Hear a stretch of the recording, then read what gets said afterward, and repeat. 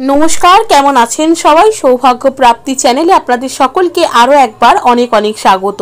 আজ আবারও চলেছি নতুন আরেকটি ভিডিও নিয়ে, যেখানে আমি আপনাদেরকে জানাবো পানের ব্যবহার। ছোট্ট একটি ক্রিয়া যেটা পান দিয়ে করলে আপনারা কিন্তু নানান ধরনের জীবনের সংকটের হাত থেকে মুক্তি পেতে পারবেন। কি সেই ক্রিয়াটি কিভাবে করবেন এই ভিডিওর মাধ্যমে আপনাদের কাছে তুলে ধরবো। তার আগে অবশ্যই বলি বন্ধুরা, আমার চ্যানেলটিকে লাইক করবেন, ভালো লাগলে বন্ধুদের সাথে শেয়ার করবেন।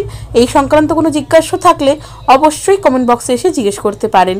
সাবস্ক্রাইব করে বেল বাটনটা প্রেস করে রাখবেন, যাতে আমি যখনই নতুন কোনো ভিডিও দিই না কেন সেটা সরাসরি আপনার কাছে পৌঁছে যায়। তো চলুন বন্ধুরা, ভিডিওটা শুরু করি। সুখ সমৃদ্ধি বৃদ্ধি ছাড়াও জীবনের নানান সমস্যা সংকটের হাত থেকে কিন্তু পান রক্ষা করতে পারে। এমনকি মানসিক শান্তি ফিরিয়ে দেয় পান। দুর্ভাগ্যকে জয় করার ক্ষেত্রেও পান কিন্তু অত্যন্ত উপযোগী। বাঙালি পুজো তথা সমস্ত শুভ কাজে পান ব্যবহার করে থাকেন সকলেই। পান পাতাকে তাই অত্যন্ত শুভ বলে মনে করা হয়।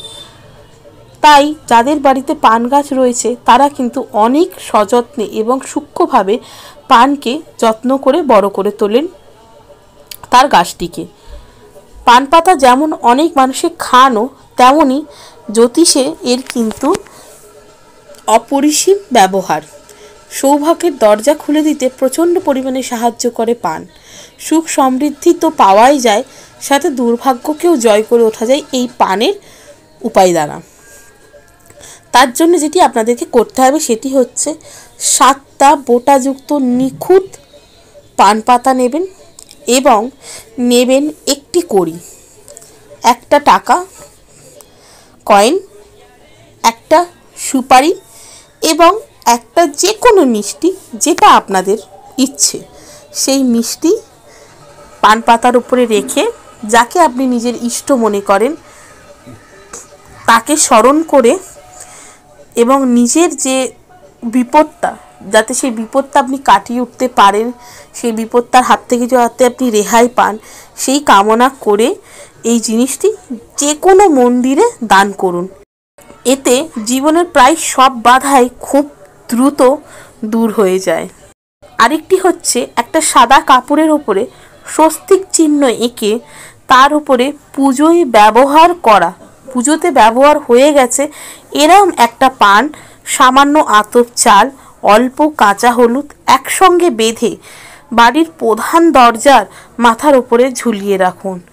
এর ফলে সংসারে প্রচুর উন্নতি হয় এবং সমৃদ্ধিও বৃদ্ধি পায় অতুলনীয়।